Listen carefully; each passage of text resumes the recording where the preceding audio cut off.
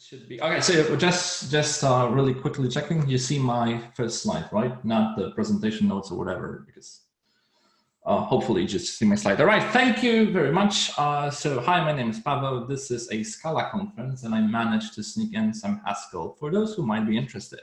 Right. So let me jump really quickly to it. Sorry. So maintainable software in Haskell, architecture in Haskell with Polysemy. What does it mean to be maintainable? Well, it means that you keep it in existence, you keep it in appropriate condition. And some of you might be thinking, okay, maintainable, like what? Like in Haskell?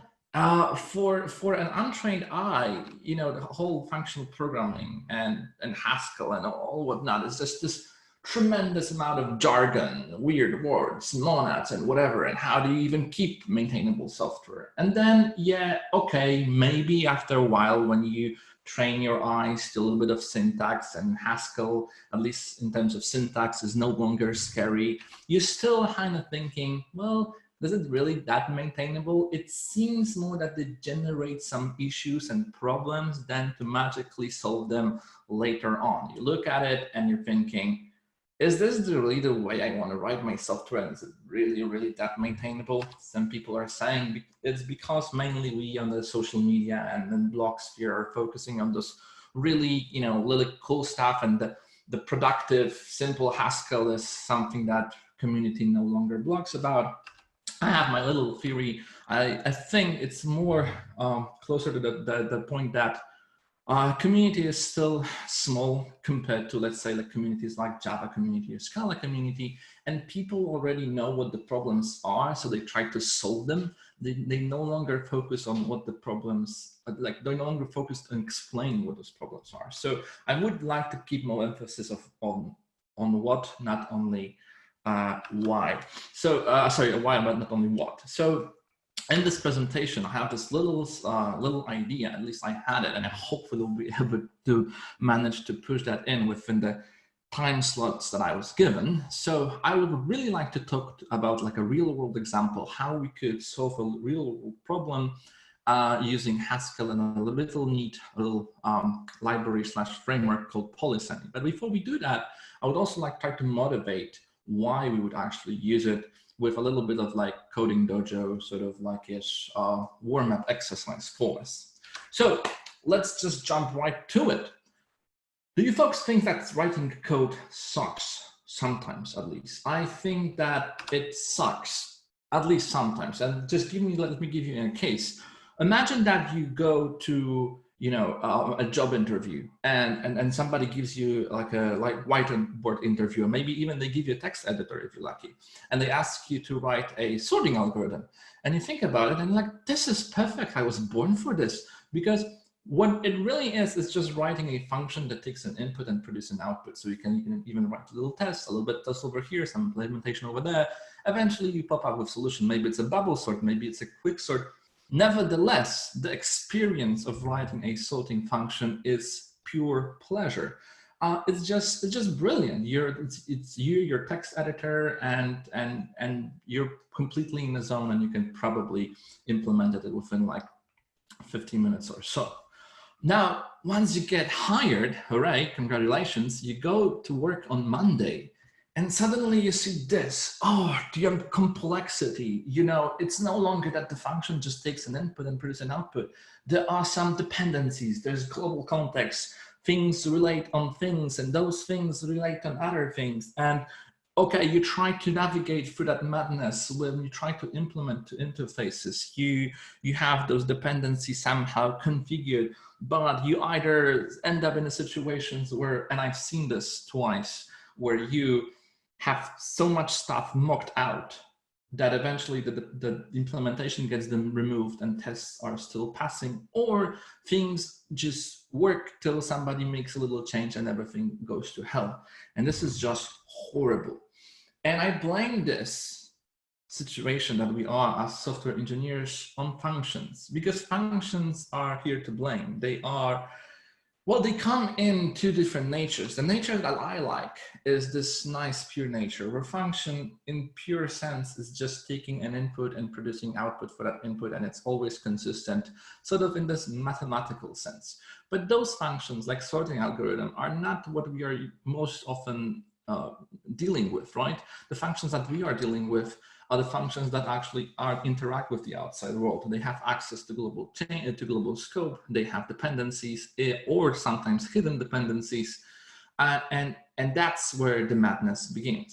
So just to motivate what I'm thinking, like, check this out. Why this function is so good, in my opinion? Well, it's really easy to test, isn't it? Right? The way you write your test is you give it an argument, and for a given argument, you expect some result, and it's always be consistent. And hey, if somebody makes a change to your function, let's say this function no longer returns an integer, but let's say a string, you will be notified, and you'll be notified by compiler before even test will allow you to notify about the behavior change. So this is really, really good. So I have this feeling that it is easy to maintain function if that function only manipulates data. It's then really easy to write tests for it, therefore easy to maintain it over the time. Now, if you look at function which is not pure, and this is like one of the examples of this function in Haskell, well, if you look at this function isn't really that complex. You know, it takes some UUID and some integer, and it fetches, for that UUID, it fetches some integer from Mongo.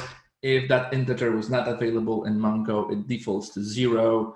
Then it performs some action. So it increments that old value with the second argument. So with the argument that you provided, the second integer. Then it persists new integer over that UUID.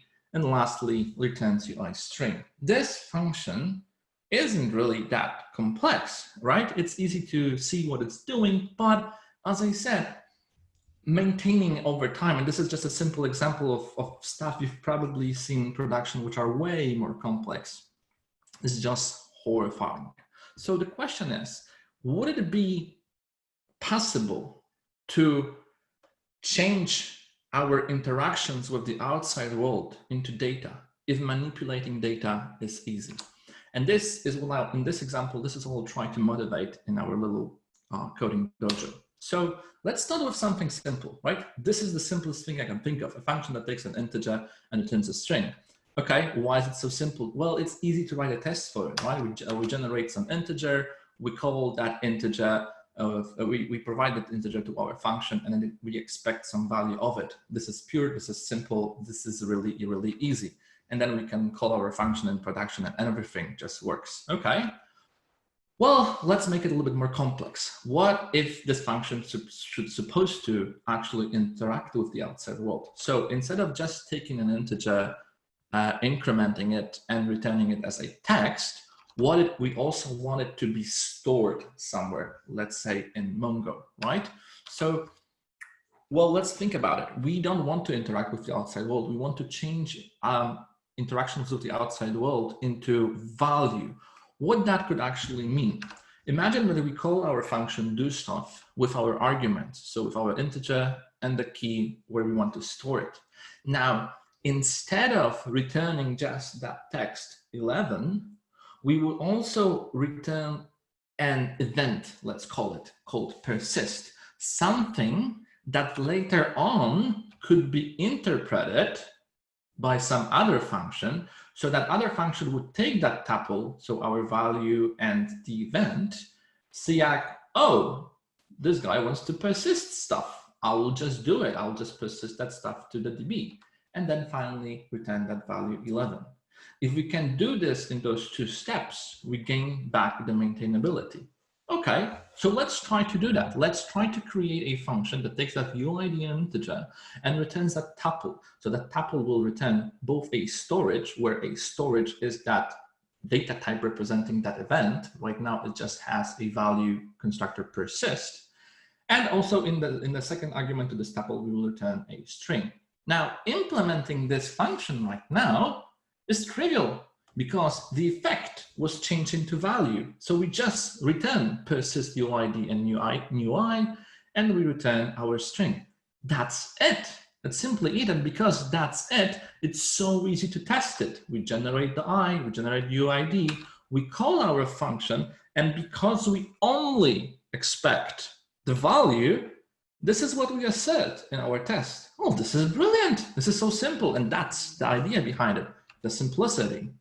Now, okay, but we only did this first one, right? Where we call the function do stuff, but we sort of forgot to talk about the interpreter, somebody who will actually take persist and make that action into the outside world.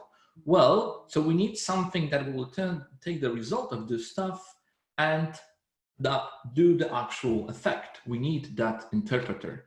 And writing that interpreter for Mongo would be, well, for people who experience Mongo and all its pleasures know how it is. So for simplicity, for this example in the presentation, instead of talking to Mongo, I will be talking to like an in-memory map.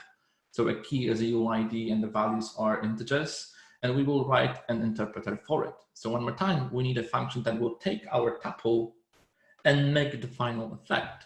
Here, this function is initialized with iref, which holds that map. And so when we interpret, we just modify the existing map and we insert that value, that integer to the given UID and return that value back. So this is a simple interpreter that we can run.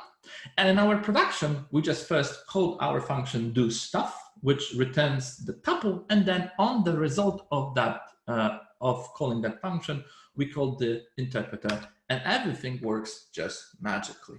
Okay, because we are emulating writing software from Mongo, you know how Mongo is. You know, we might try to store it, and it actually will not be stored. So just in case we have a second requirement for our function, instead of storing it once, we want to also store it twice, just in case, because we potentially might be talking to Mongo.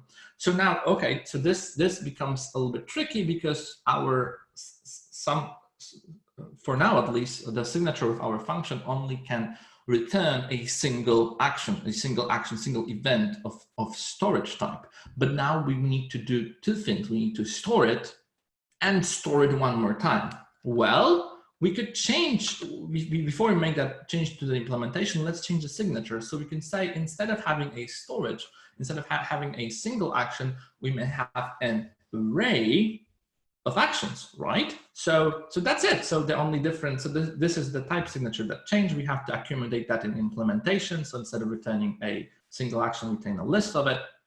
And so here we see that the interpreter would have to take that list into consideration and first interpret the first value from the list and then the second.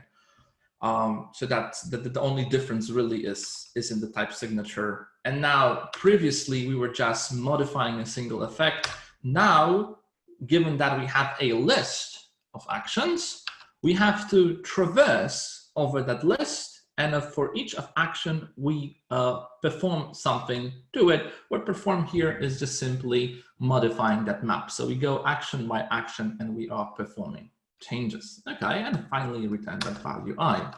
So writing tests, well, only the type signature really changed. So the value will, instead of expecting a single element action, we just return it we expect a list with a single element, but it's still the same action. All right, and the production really stays the same. Nothing really changed in production code.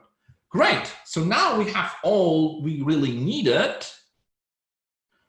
to implement that next requirement. So storing it, instead of storing it once, we can have to store it twice. Well, this is the only change that we have to do because those are the actions that we really want to do. And that's it. And the expected value will be exactly that. And that's all to it. And you might be thinking, oh, this is great, because that's not even my final form. There's like still a tremendous amount of slides in front of us. Right. You might be thinking, okay, but I will not always be dealing with functions that return a string. Sometimes there will be functions that, let's say, return an integer or something, then the interpreter will not compose. Well, this change is straightforward. We can make the interpreter polymorphic. And because the interpreter is polymorphic, everything will compose automatically. The only change the interpreter will be straightforward. The body of the function stays exactly the same. Okay, this is good. Now, if we look at the body of this function, do stuff, you see how we are returning a tuple, and then at the very end, the value that we want to return. So a list of actions, and lastly, the value that we want to return. But if you narrow your eyes really, really closely, it almost like a list. Like it all should be like a list of functions where the last action is just give me the value back. We can do that. We can change our signature. So we can define a new type of storage called done, and that just means we're done with all the actions. Here's the value. And then we can return, instead of returning a tuple, we will just return list of actions. So this small cosmetic change is really just making the type signature a little bit better. If we, however, look at what happens because of that change, what happens to the interpreter, well, we have to accommodate that, because no longer we are given the tuple with actions and value. We will be given a just list of actions. So one more time, we performing actions over, traversing over almost the whole list of actions. So everything from actions except for the last element. And so this is what we've done before. But at the very end, we also have to return the value from the last action where we hope, at least we hope, that this is done. Because if it's not, this whole thing will sort of fail. So yeah, you might be thinking, this guy just did what he promised Haskellers are not doing. So he just introduced a problem and he solved it. Great, right? But there's something to it. Just stay with me. Okay, if we have dot, so the question is how we can actually solve it. Well, the problem is that we don't really know if the last element of action is done. We just assume it is. But could we do something to the structure of storage so that we can always be certain that it is always what it is, like the always done is at the very end? And yes, we could actually do it, because if we change the storage to be recursive in its nature, we no longer have to return a list of storage, a list of actions.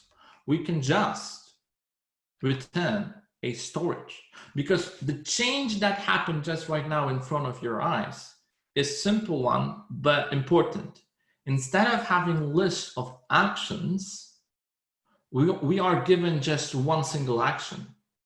But that action in itself is encoded as a recursive data structure. So we see that persist holds another action, which might be maybe one more time persist with another action, one more time persist with another action, which eventually, if this is not, like an infinite thing, eventually will be finished with just done. So just by encoding this in this sort of tree-like way of encoding our actions, we encapsulate the concept of doing one action after the other, and also being sure that the last one is done. So this is a trivial change, but it has a powerful consequences, because now the interpreter goes directly from storage to our IO, and now we can just say what happens if it's done. Well, we just return a value. What happens if it's persist? Well, if it's persist, we will do what we always did. So we modify our map, but then we also call recursively interpret on our next action, which was encoded in that recursive structure here. So this operator, which we can take from, we can actually read from documentation on Hackage, is from Applicative, and there's no actual name for it. I'll just call it done, because it's a sequence of actions discarding the value of the first argument and returning the value of the second. So it's just saying first do the actions behind the first argument, then the second, and whatever the second return it back to the caller. And that's what we're actually doing. Okay. But when I look at my example, this is what we're doing in this do stuff, really, right? Because we are persisting, then persisting, and at the very end, we are just calling done. Could it be, is it possible for us to use that operator here, the done operator from Applicative? It would, if storage was an Applicative. So maybe there's something to it. Let's just try it out. Let's see what happens. Okay. So for the type to be Applicative, as you might know, it needs to be a functor first. Okay. This is trivial because we can derive that. So we got functor for free. Okay. That was easy. Now we need the Applicative. Now, if you've never seen this before, your eyes might be like, oh, already bleeding, right? And this is, if you don't know what Applicative, an amazing exercise for you is to write an Applicative on your own. And then I guarantee that by the end of writing this exercise, you will know what Applicative is.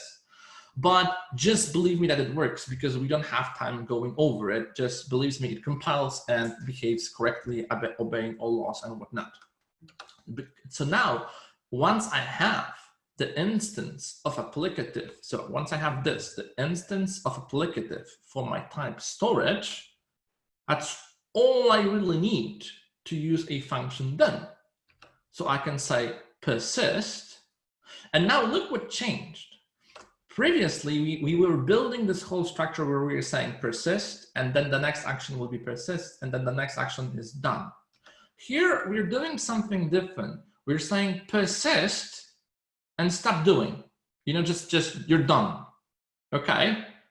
But we're not done, obviously, but we use the then operator from Applicative to say, oh, but there's actually something to it. There's more to it. So the first action was just persist and be done with it. But we, let's say, compose it with another set of actions. So the next one is saying, okay, I'm going to persist and I'm done, but wait, I still have to do something, and then it's pure, and that's it.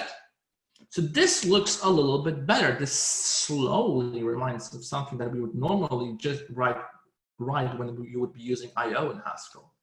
Okay, so we just do this and do that. Now we can write a little helper function that just wraps the persist and done for us, and just call it persist with a lowercase letter. And it's almost really close to something that we could potentially see in normal Haskell code. So lastly, the last requirement is for us to fetch an existing integer from the database and defaults to 0 if it doesn't exist. Now, having all that, we could sort of see like what's ahead of us. Like we definitely need to create another action that would be called fetch. Oh, Jesus Christ, but that function, oh God, would have to be, what is it holding? You know, just let's forget about it for a minute. We know that definitely we would have this helper function that would take the UUID and return a new storage that would give us a maybe integer, because that's what this action was supposed to be doing.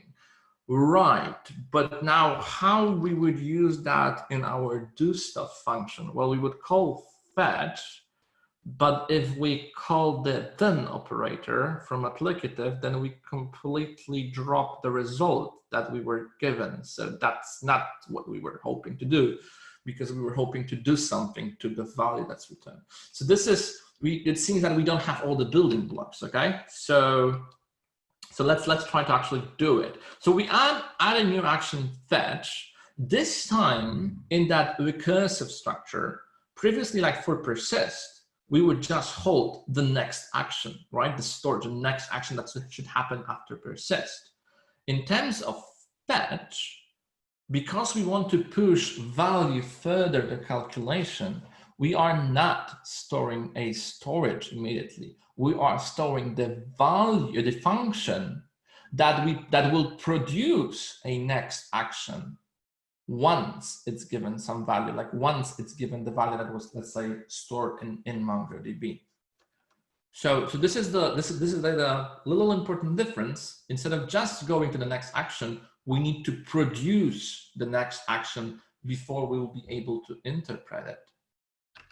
Okay, so we could potentially create another helper function like fetch. So it will be almost exactly like persist. When in persist, we were just saying persist and be done with it. In fetch, we are saying you will fetch for this UID, and once you get this value, somebody will give you that value, whatever that integer was, return it back and be done with it. Now, the problem with doing a presentation remotely is the fact that I definitely don't see if, first of all, anyone is actually listening, and if it makes sense to any of you guys. So I hope it does. But you know, the worst case scenario, I'm just talking to myself, which I normally do. So hey, anyway, all right, let's move forward. So we have that. Now we need to sequentially compose two actions together, passing one value produced by the first action to the second argument. We need something like that. So we need a function that, you know, produce MA, and we have a function that goes from A to MB, and we just need to have MB. There was only something like that in Haskell ecosystem that would just do that, and apparently there is, and it's called bind, and it's from Monad. So we need to create a monad, and you know, I'm like at this point, like, you know, this is not my final form, and you know, everybody who's writing imperative code are like, Jesus Christ, maybe we just don't want to see your final form, really, right? Because the amount of boilerplate that we are producing is just horrible for what? To talk to Mongo, fetch a value and persist it. This is just dumb. And I understand your point, but stay with me, please. Once we have that monad, that instance that was just here created, and as I said, if you haven't seen this code before like that, anything like that, don't worry, because most likely I'm just motivating some libraries which already done this thing for you, and you don't have to implement that in this horrible way.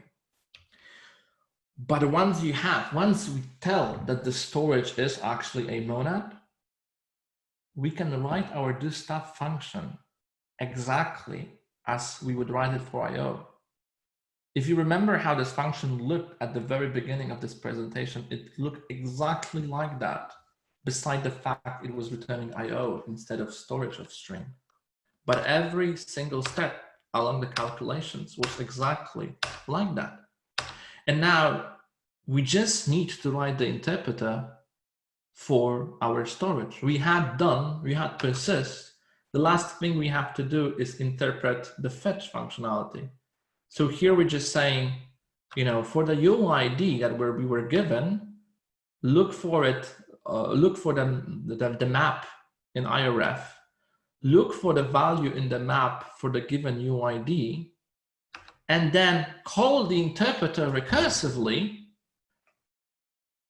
And you just need to, you were given that function, so just feed the value that you just received, feed it to the function. This will give you the next action, which will be interpreted. And that's it. That's simply it. Then you can have your you can have your interpreter for Mongo, right? But you can, which will run on production. You can write this interpreter in memory interpreter quite easily, and then testing that do stuff functionality is just straightforward. You just generate some values. You generate a map. Let's say here's some map with UID initial value. You call your do stuff method. You interpreted this, whatever was just returned, with your in-memory interpreter, and then you can easily assert the values. So even though you've written a function that in its nature is effectful, it is just returning a value, and that's it. Some Haskell might say, well, IO is also returning a value that will be eventually interpreted by main. That's true, but the difference is that here you completely control what the actions will be. As you can see, those functions are exactly the same. Nothing really changed. Now, if you looked at this, you might be thinking, this is horrible, right? Because not only, okay, so this is just storage. I'm not only talking to storage. I talked to the weather forecasting application. I talked to FTP server, Hadoop, whatever. And you're telling me I have to create all this boilerplate each time. What about functions which actually do two things at the same time? They do talk to storage and FTP server at the same time. What then? Well, we just need to go deeper. So this storage representation, as you can see, it's actually really doing two things at the same time. So one thing, it's sort of like, well, first of all, we have this done, which will always be the same for different actions. Let's just say you try to implement a Hadoop action or whatever. So you will still need to have this done. And also it has to encode the recursive nature of this whole thing. Wouldn't that be better if we have something that actually does it for us?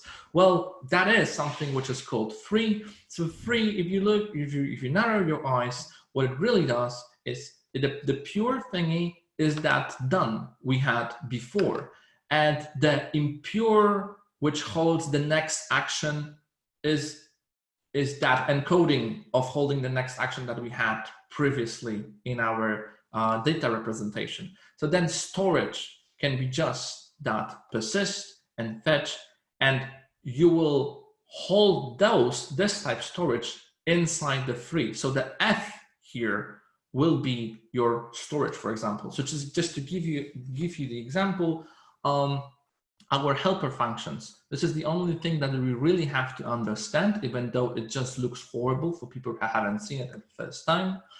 We only have to change those functions, fetch and persist, and everything will just jump into the right place magically for us. So we are saying persist is just persist with UID and I, and then we close that over impure, which close the next action, where the next action is I'm done, is pure. So this free over here is this pure over here, which is just saying I'm done. So if you remember how we implemented that before, this is exactly the same thing. Call persist and then be done with it. Same goes for fetch. Fetch, hold the function that will just take the value, whatever it was given, and return it, and keep that recursively in the free structure. That is simply it. And this, the functor, the applicative, the monad, has to be implemented for your data type. But this will be in your library, and you never have to implement that ever again. Storage looks just like that. It only needs to have a functor for this whole machinery to work, but the functor can be easily derived with some extensions in Haskell. So now our previous function, the only thing that it is changing in our function is it's that instead of returning a storage, it returns a free of storage. And then we need to have an interpreter that is saying that if I have a free of FA, where F is like our storage, you will give me M of A, where M is like an IO. And this interpreter can be easily implemented if you give it a function that goes from storage to an IO. Once you have that implementation, the overall interpreter that will go from storage to IO is trivial, is simple, it's something that we had before. And then having all that machinery, you can compose your interpreter. So interpreter that goes from storage to IO with interpreter that goes from your storage to some IO, to free, that gives you final MA. So those two interpreters can be easily composed. And finally, just to wrap it up, because I really want to jump to something which is, I guess, maybe more interesting, is our tests where we see the usage of our function. Previously, we were just calling our do stuff function, we were so that gives us a set of actions, and then we would call interpreter on it that would finally give us the IO that does things. We now are calling do stuff function that gives us a free, which we have to interpret. So we interpret free, and the interpret free only needs to know how to go from, because this type is free of storage of something. And the interpret free knows how to interpret that as long as it knows how to interpret storage. So that's the single change that you have to do in order for all this machinery to work. Now, why this is brilliant?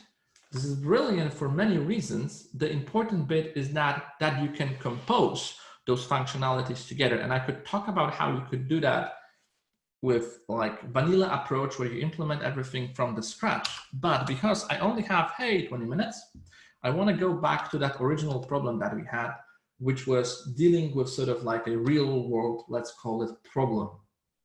So imagine that you are in your company, and given all the knowledge that we just gained, I will try to encourage a usage of some particular library. So imagine you are in the room, right, with your customer, which is represented probably by 3 people. There's obviously all your colleagues, your technical lead. There has to be your project manager, because where else would he would be? Maybe if you're a small startup, CTO is over there because, you know, he has to be like somehow like look important. So you're already wasting this tremendous amount of money for something that could be an email. But nevertheless, the clients start writing on a whiteboard. So they ask you to implement a billing system, and they only need right now MVP for something which is simple, and they give you a use case they would like to see implemented. So they say like, somebody will call the system for the given account and ask to generate an invoice for them.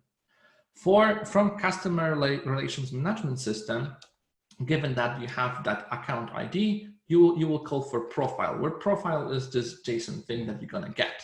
Also, they tell you there's something called a charging unit, and this is a system some other team is building, and it's basically, this is like a billing system for, let's say, a telco company. So somebody's making calls over their phone, smartphone, sending text messages, connecting to internet, and we want to charge them for those actions. So the charging unit, they're saying, oh, most likely it will store stuff to FTP server. So then and it's sort of also a JSON format. And so you have to fetch that from FTP.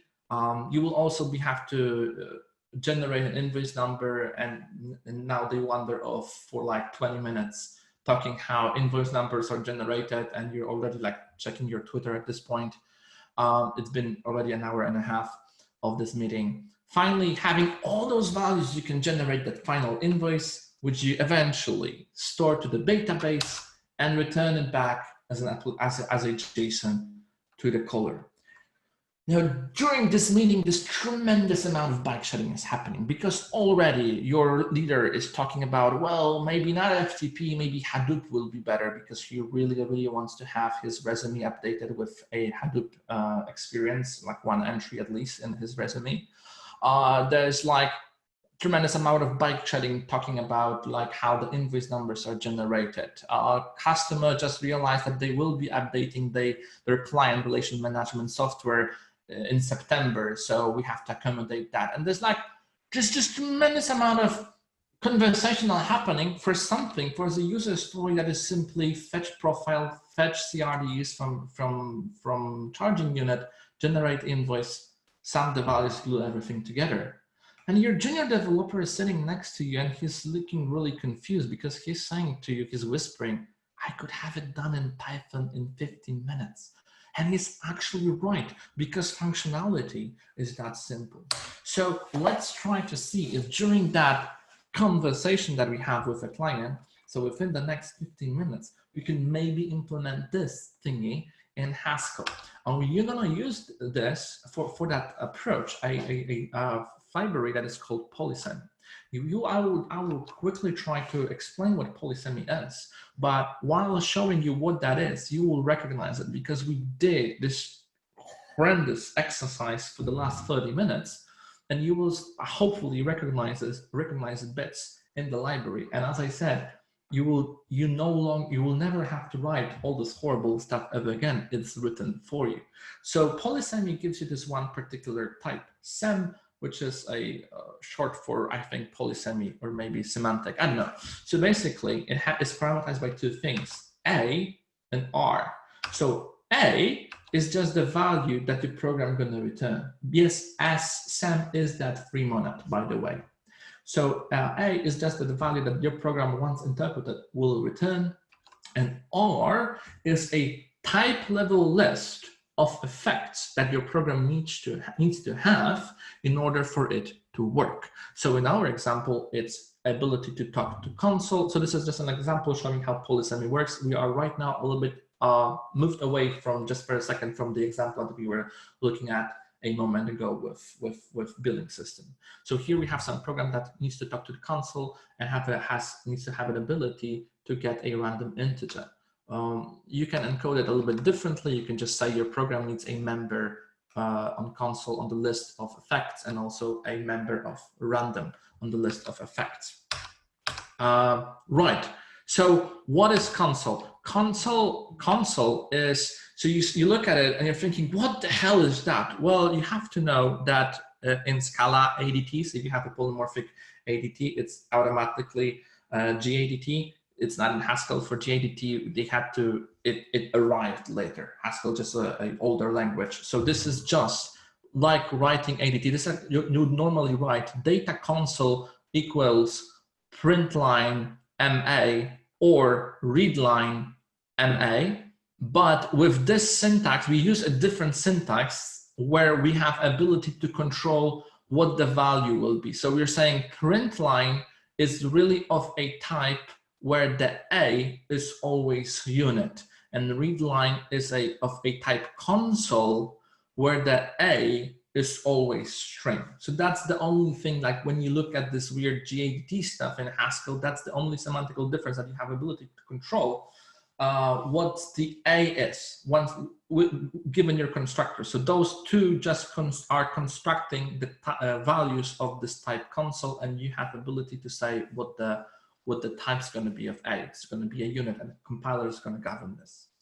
Having just in Polysemy creating a concept of console print line and read line, you have, that's all you really have to do. You're saying, I want to know how to print stuff to console and read stuff to console. You call this little bit of macro here that will generate for you, just for you, those two helper functions. You could implement them on your own, but you don't have to. A macro will, a template Haskell will create instances of those functions. So what it's saying is that you call print line and you will get a program that prints particular line as long as it has a interpreter later on for console. Same thing for read line.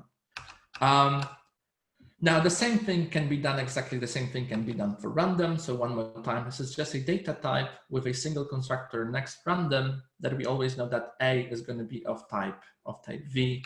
We can create one more time a helper function magically with the help of template Haskell, which is a macro mechanism.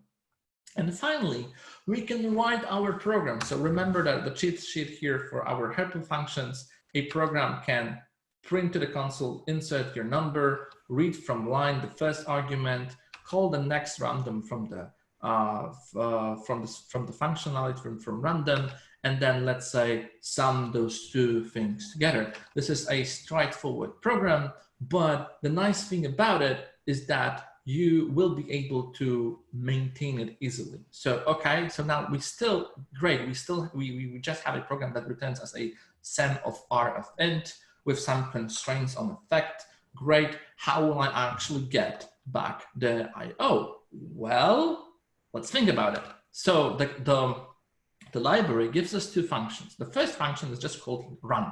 So it's saying, if you have a program which promises you to give you a value A, but the type level list of effects is empty, I will just give you that A. I know how to do it. There are no effects, so I will just give you the value. I have it. We're good.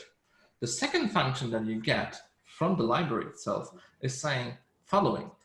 If you have your program which promised to give you an A, but has a list of effects, and the only effect is embed m, with that thing is built in within the library itself, I will give you MA. So that M can be, for example, IO.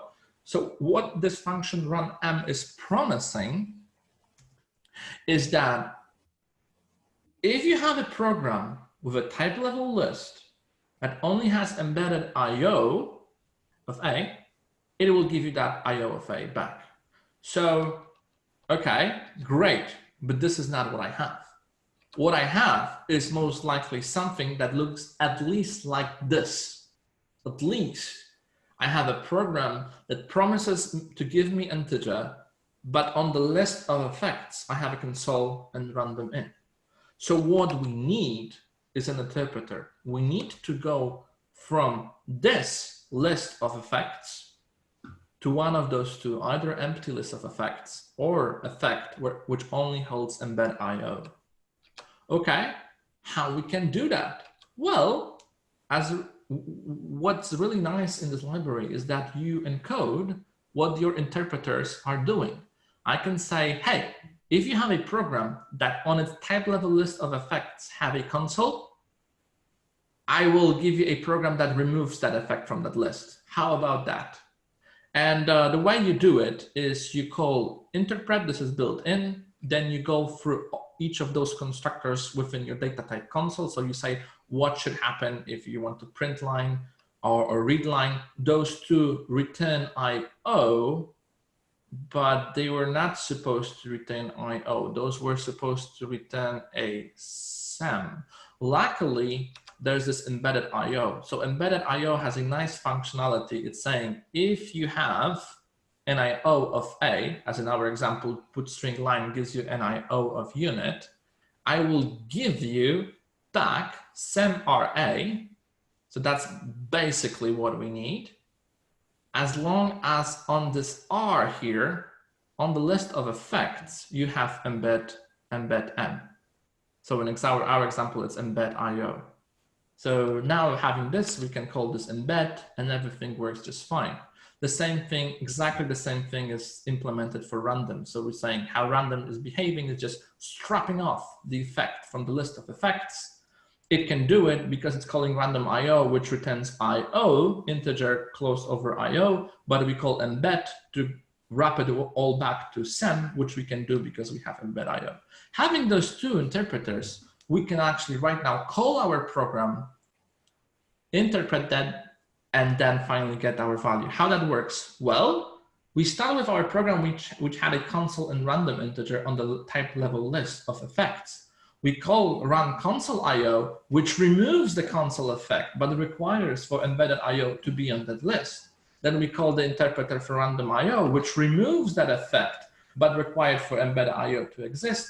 And finally, what we have back is just a single element of type level list with just embed IO, which we know how to interpret that because we have this from our library. Now I have, I think, 7 minutes to wrap this up. So I think it's doable if you just stay with me.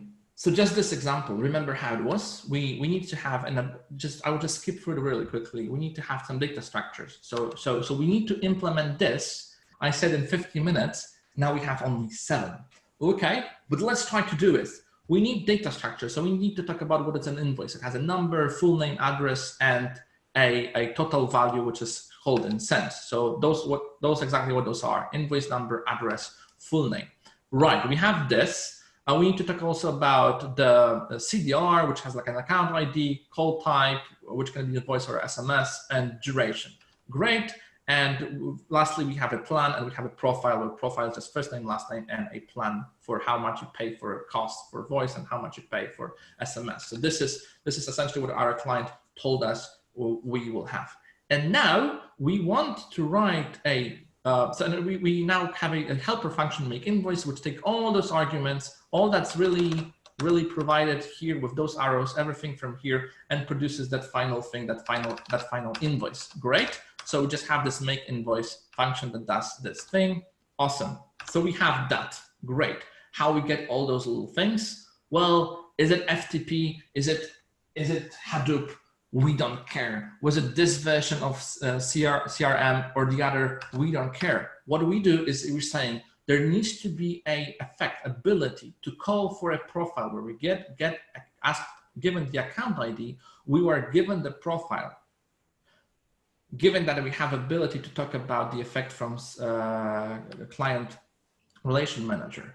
So we have that, great. And helper functions were just created with that macro over here. Great, okay, that's the first point. The FTP server, which we call CDR store because our leader is still arguing with our client whether this is going to be an FTP server or Hadoop. So for now, we're just saying we're going to have some storage for those CDRs. We call it CDR storage, but the only thing that we know is that if we give it an account ID, it will give us a list of those CDRs. And that's the only thing that we need to talk about. And the macro creates everything for us. Great, we have that bit. What else do we need? We need to have an ability to store stuff to database. Okay, so be given the account, we need to have this effect called invoice store, and we will just, generate a random number for it first. So we generate the invoice number for it. Great. So we have that bit. And lastly, we need to store that stuff to database over here. So we just extended it with a store invoice function. So given the account ID, given the invoice, which already holds the invoice number in it, we will just store this, and this returns a unit with just an ability to store stuff to the database. We have all that in 4 minutes, I know. We have all the functionality we really needed, and this is the function that does what the user story was saying. Generate the invoice number, fetch the profile, fetch CDRs, make the invoice out of it with a little helper function that we had, store the database, and return the freaking invoice. This is something that you can write a test for it in a matter of minutes. The only thing is that you still need to run it in production, right? And we don't have the FTP because our DevOps guys are also on that meeting, and they are arguing whether this is going to be DigitalOcean or AWS or whatever. But we don't care, because in order for us to just show to our client the MVP, the simplest thing that works with it, this is what they actually were hoping for, we can have an interpreter that will just run in memory using the effect state that we have from the Polysemy, which I don't have, unfortunately, I can't go over it, but you can imagine that this is the effect that knows how to talk about storing stuff in this particular circumstances in memory map. So we know how to fetch profile. We know how to interpret that because that's just fetching value from the map. The same goes for storing stuff in for CDR storage. We can also write an interpreter for it, the interpreter that knows how to interpret that effect CDR store, just using a simple map, and that's it. Lastly, the last interpreter for the invoice store, we need to know how to generate an invoice number. That can be done with a next random, which we know how to do because we saw that previously, right? We just need that embed IO. And the same thing for storing stuff one more time into map. So we had 3 maps, one holding profile, one holding list of CDRs, and that one that will eventually hold our final invoice once it is created. So then the main can be implemented easily. You just call your generate invoice, which works on 3 effects. You interpret this, and you're now requiring there needs to be a map that will store CRMs, which will hold profiles. You interpret the next effect, but now you're expecting a map which will hold CDRs for the given account ID. And then you also interpret the invoice store, and you require for this to be an embed IO. And also there's going to needs to be a map that will hold the generated invoices. You then evaluate the first map, you evaluate the second map, and you evaluate the third map, and you're done with it. And then you print the result, and you have your effect. And before the meeting is over, before your project manager is freaking out and doing the only thing that he can actually do at this point, calling, let's just schedule a follow-up meeting, you're saying, stop, I have a solution. Is it maintainable? There are things which I haven't talked about. I have 1 minute. So let me just cover this in one go. This is implementing thing to interfaces. This is nothing else that you haven't seen in other languages and in other approaches. The nice thing about it is that you have a full control over how things are happening, how you compose things. Imagine this, your CDR storage doesn't have to be interpreted immediately to map. We've seen that things for storing profile, things for storing CDRs, things for storing invoices are free examples of a simple thing called key value store. So you can interpret your high-level things that your client understand, high-level language like profile and CDR and invoice storage and FTP or whatever. You can first write interpreter that will go from high-level language to lower-level stuff to a key value store concept. And then for different key value stores, you will have different interpreters, because one key value store can be later on interpreted to FTP. Other one can be interpreted to Mongo. Other one can just be an in-memory thing. You have an ability to decide how those things are composed together. The nice thing about it, you only test your interpreters once. You write that code, which definitely needs to be tested, not with unit tests, but with integration tests, because you need to be sure that then Mongo actually works. But you do it in one place, and then forever you can be certain that it will work. I probably took 1 hour and 1 minute, so I apologize, but thank you very much for attending. If you have questions, I will be in a Q&A room for a few minutes, but there's also my email and Twitter if you're interested to have further conversations. Thank you very much.